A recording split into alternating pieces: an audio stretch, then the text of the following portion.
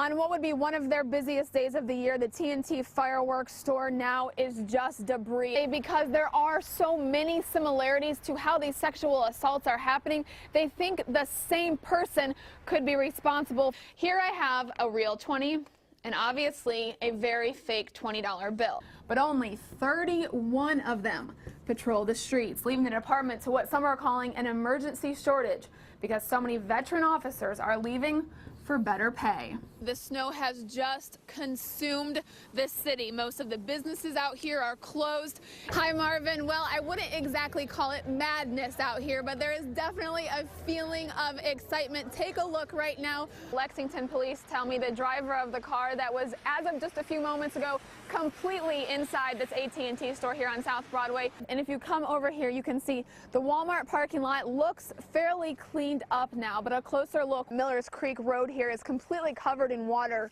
Country music artist Eddie Montgomery says this Facebook page right here. Hi, Erica. You know, there really was not much traffic out here at all. And, you know, I couldn't talk to everyone inside the stadium, and you can see the marks from that semi-truck. He says it crossed over here and then struck another semi-truck. And this intersection has been nothing short of chaotic as the storms came through this afternoon. Just to show you an example, this tree just a couple hours ago, fans from all over the nation filled up Rupp Arena tonight. But there were also some former UK basketball players who came out here because they wanted to check out what this season's team is all about. Here, and this picture was taken from the hospital room. I'm reporting live in Lexington, Monique Blair, WKYT. That was the first time I'd seen him. December 26th, 1988. On the day after Christmas, yep. Douglas James Jordan, or DJ, was a Big Blue fan as soon as he was old enough to know what that meant. There he is with his first football.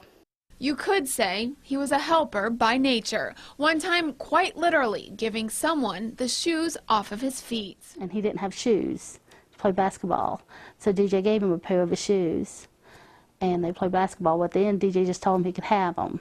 At age 23, DJ left his home in Lewis County and moved to the big city of Lexington to go to college. In the early morning of June 9th, DJ's kindness was shown once again here as he was leaving the tin roof with one of his friends. They were walking back to her house. But first, DJ stopped and gave a homeless man several dollars. That moment would be DJ Jordan's last living act of kindness.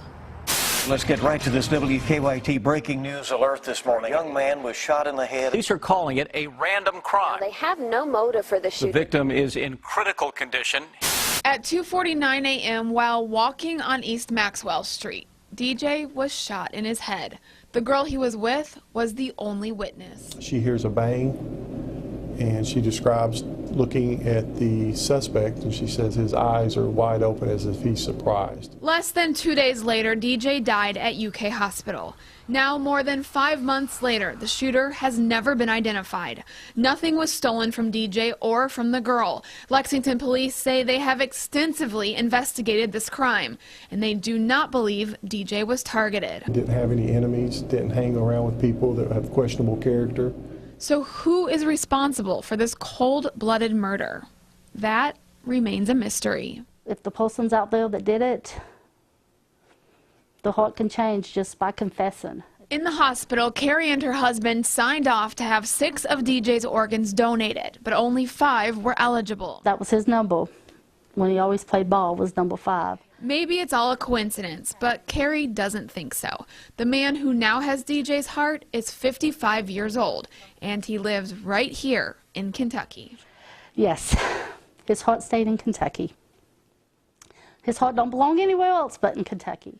And remember the story about the shoes? Next June, on the 1-year anniversary of her son's death, Carrie hopes to donate 555 brand new shoes to Lexington children who are in need. It's called the No. 5 Blue Shoe Project.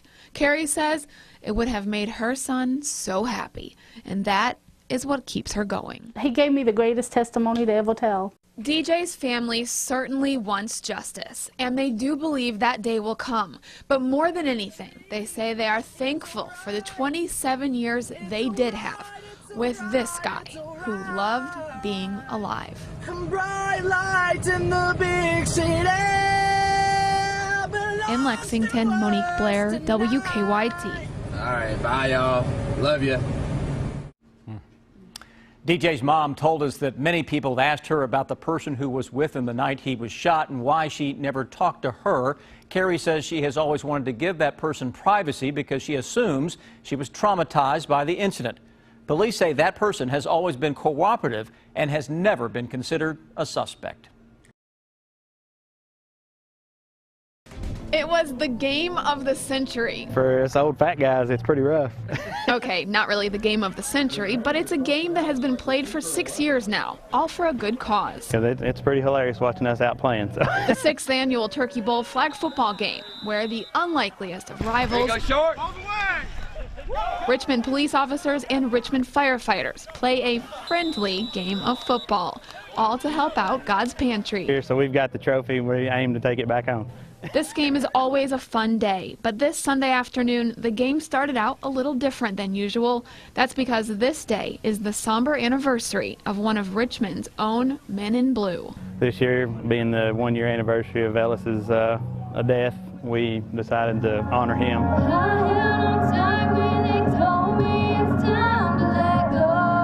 Because I'm here to tell you that Daniel made a difference in this community. I knew that today was going to be really tough, but just like today last year, I wasn't ever alone. It was a hard time for us last year too at this time, and you hate to see anything like that happen, and we're proud to come out and honor it. After Richmond police officer Daniel Ellis was honored before the game, a special 4-year-old was asked to make a special delivery. Officer Ellis's son Luke may not understand what all of this means right now, but his mom says this is exactly the type of thing he and his dad would have done together. Him and Luke watch football a lot. They really love sports, and so it was an honor for Luke to take the game ball out today. The intense game went on, and then near the end it became evident that these rivals are really the closest of friends. I mean, we're family. We think a lot of the police, and they've always got our backs, we got theirs. And then near the end of the 4th quarter, the blue team suited up one of their rookie players. You could say he was the star of the game.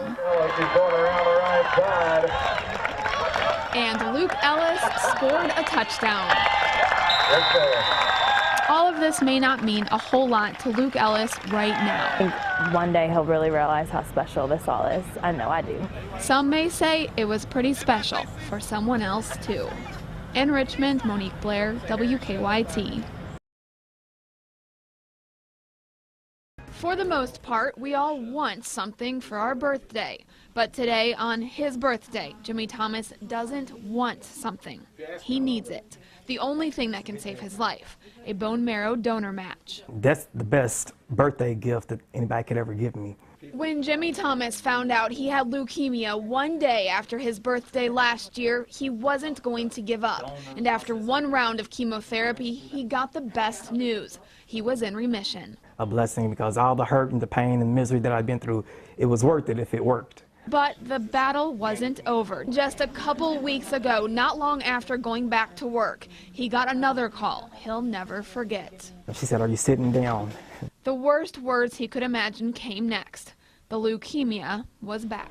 So today, for the 2nd year in a row, and because of his compromised immune system, Thomas spent his birthday from the confines of a hospital. I love you so much. Thomas's loved ones didn't let the hospital walls stop them from celebrating his birthday. Happy birthday to you. Happy birthday, dear Jimmy. Jimmy Thomas beat cancer once, but because he is African American, he may have trouble finding a match because, according to UK hospital doctors, roughly only 7% of eligible donors are African American, and patients are more likely to find donor matches within their own racial or ethnic backgrounds. So after Thomas was serenaded on his special day, Did all different areas. a bone marrow registry drive was held in an effort to help find a match for him. Love you too. Thank you.